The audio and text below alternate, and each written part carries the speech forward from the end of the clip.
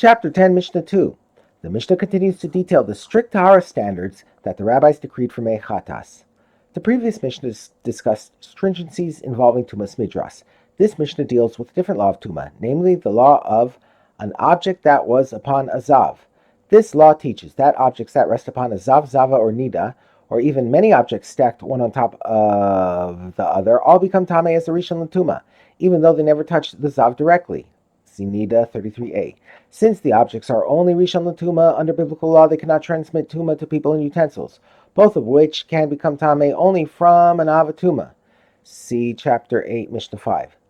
Someone who is tahor from a hatas, that is, he had guarded himself from becoming tameh for the specific purpose of being tahor for matters involving me hatas, who touched an object that is tameh with a light tuma. For example, he touched an elyono shel zav, an object that had rested on a zav, which is tameh as a rishon l'tuma. He becomes tameh with regard to me hatas. And so too, a bottle that one intended to use for storing me hatas that touched an object that is tameh with the light tuma of elyono shel zav becomes tameh with regard to mechatas, although a rishon l'tuma normally cannot transmit tuma to people and utensils. With regard to mechatas, the rabbis restrict and treated the tameh object as if it is an avatuma, which can transmit tuma to people and utensils. The Mishnah lists another strict rule that the rabbis decreed for the tahara of mechatas. This decree concerns the laws of tuma of hands. This law states that although a rishon l'tuma normally does not transmit tuma to a person, if someone touches a rishon l'tuma with his hands become tameh as a sheni l'tuma. Someone who is tahor from a chatas, who touched food or drink with his hand, his entire body becomes tameh with regard to mechatas.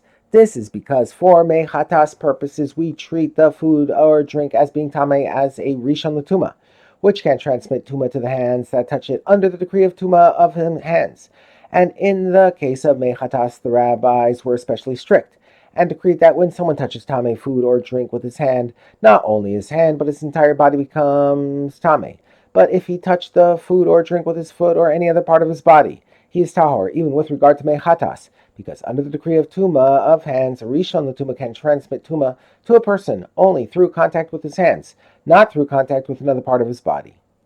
The Mishnah discusses a case where the person used his hand to move the food or drink, but did not actually touch it.